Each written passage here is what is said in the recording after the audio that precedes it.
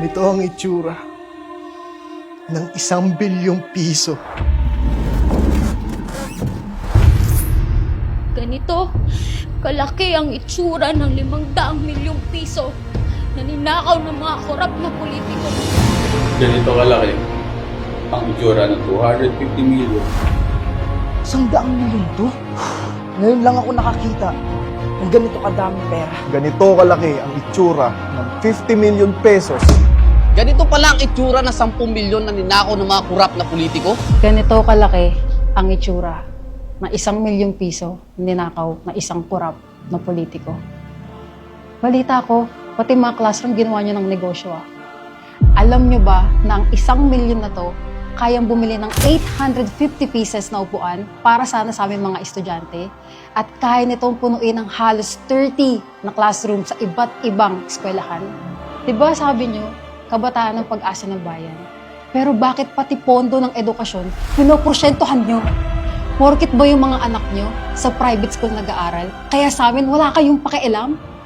Ilang henerasyon pa ang nanakawan nyo ng kinabukasan?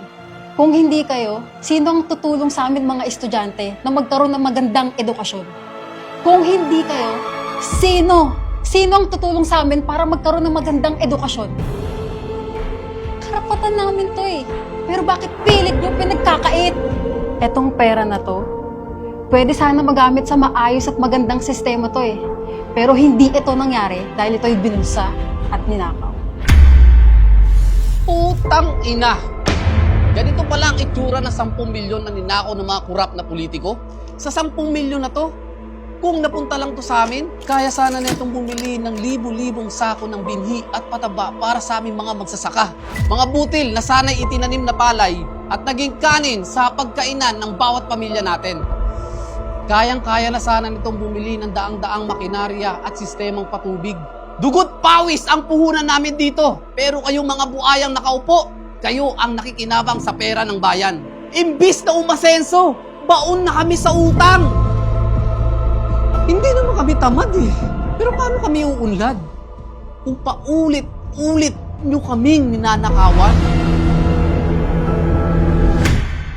Ganito kalaki ang itsura ng 50 million pesos na ninakaw ng mga korap na politiko. Kahit magtrabaho ako ng 10 taon na puro overtime, hindi ko kikitain to eh. Pero kayo, kayang-kaya niyong ibulsa to? Nakakapagod na ang putang inang sistema dito sa Pilipinas. Kahit anong sikap ko, kulang pa rin ang sahod para sa pamilya ko. Alam mo kung ano pa yung masakit? Yung buwis na kinakaltas sa sahod ko, hindi man lang bumabalik sa akin bilang maayos na serbisyo. Imbis na maayos na kalsada, murang bilihin, hindi! Puro sports car at mansyon ang nakikita ko sa social media. Ano yun? Kami nagpapayaman sa inyo? Ang sarap yung yakapin sa leg hanggang sa mag-violet na kayo. Tangina. Tapos kami isang kahig isang tuka. Gigigil ako sa inyo eh. Hindi pre. Kasi sa pera na to, kaya nitong matulungan mahigit 50,000 na manggagaong Pilipino na katulad ko at mayangat ang sahod. Pero hindi. Hindi ito nangyari. Dahil ito ay binulsa at ninakaw.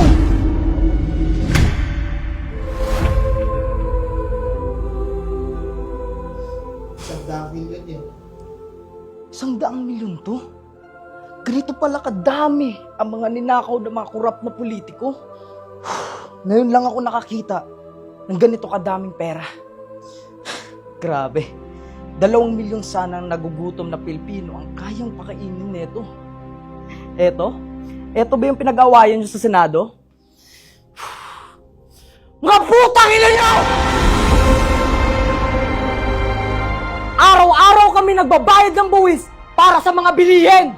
Ang sinasabi nila, merong ayuda, pondo, programa para sa mga mahihirap. Nasaan? Nasaan? Wala kaming nakikita kundi mga politikong nagpapayaman. Hindi naman namin kasalanan na pinanganak kami na mahirap. Ang gusto lang namin, mabuhay na may dignidad. Pero wala eh. Ang tingin nyo lang sa aming mahihirap, salot sa lipunan.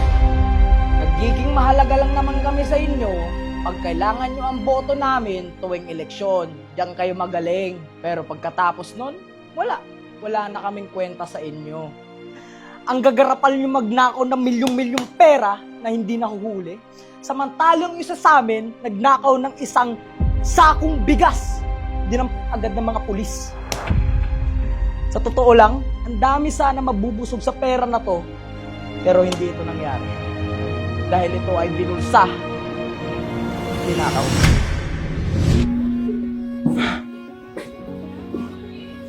Ganito kalaki ang itsura ng 250 million na ninakaw ng mga korap na politiko. Araw-araw akong bumabiyahe sa kalsada, nainitan, nauulanan, para lang makapag-deliver at may mauwi sa pamilya ko. Hindi nyo ba kayang gumawa ng tapat na proyekto na hindi nyo pinoprosyentuhan? Sira ang daan, puro lubak, halos buhay na namin yung kapalit sa bawat biyahe namin eh. Tapos yung kita namin, halos ubos na. Dahil sa putang inang mahal na gasolina na yan at sa mga boundaries namin. Di ba may pondo naman para sa kalsada, murang serbisyo at suporta sa aming mga rider. Pero saan napupunta? Putang ina. Ayun! Nasa bulsa ng mga buhaya. Tapos pag naaksidente kami, wala kaming makuhang kulong. Kapag nawalan kami ng trabaho, wala kaming masasandalan. Sa malaking halaga na to, kaya nitong gawing ligtas at maayos na biyahe ang mga libo-libong tricycle driver, bus driver, jeepney driver, at sa mga kapwa ko rider na araw-araw na nagsasakripisyo para makapaghanap buhay. Pero hindi ito yung nangyari dahil ito ay binulsa at ninakaw.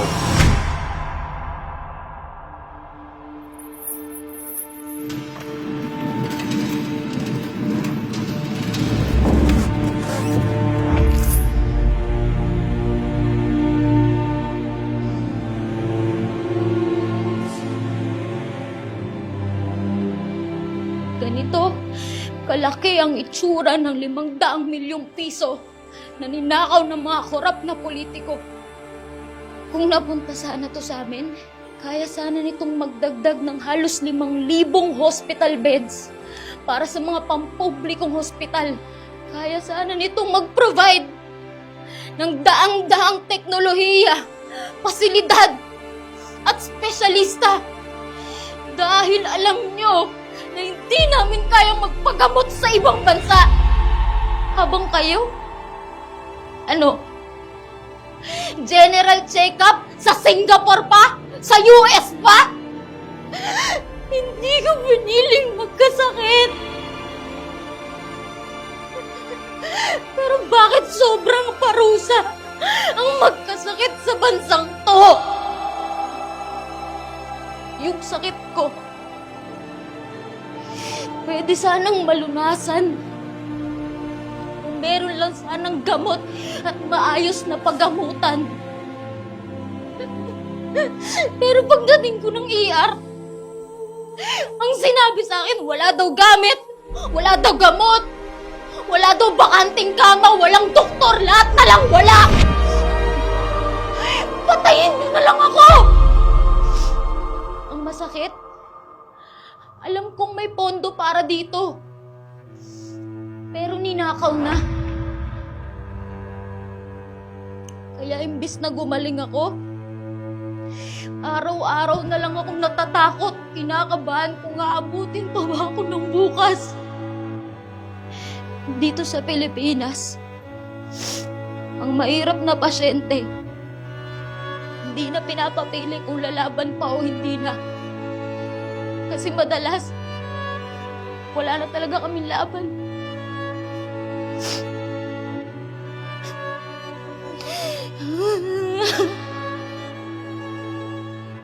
Hindi na tama! Na ang kalusugan naming mahihirap ang sinasakripisyo para sa bulsa ng mga iilan! Hindi lang pera ninakaw niyo sa amin. Pati yung karapatan naming mabuhay. Marami sanang matutulungan at mabibigyan ng pag-asa tong pera na to. Pero hindi yun nangyari dahil ito ay binulsa at ninakaw. Ngayon tanong ko sa'yo, hindi ka pa rin ba galit?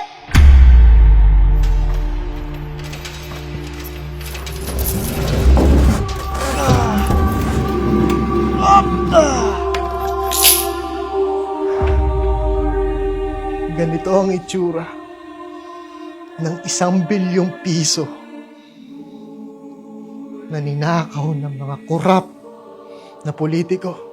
Kung napunta lang sana sa amin to, mababawasan ng halos 2,000 namamatay kada taon. Bawat sakuna, nakakatulog sana kami ng mahimbing na hindi nangangamba sa kaligtasan ng aming pamilya sa tuwing bumabagyo at umulan. Tapos sa isang iglap, inanod lahat ng baha, lahat ng meron kami! Bahay! Gamit! Pati mga alaala sa aming tahanan! At ang pinakamasakit, hindi bagyo yung sumira sa amin, kundi yung korupsyon.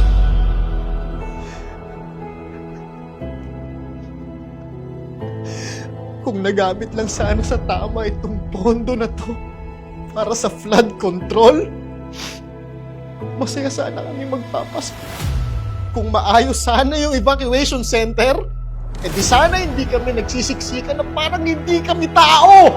Kung napatayo yung mga tulay na sinasabi nilang ghost project, di sana hindi kami na-isolate o nagugutom habang kaming lahat basang-basa at giniginaw sa labas.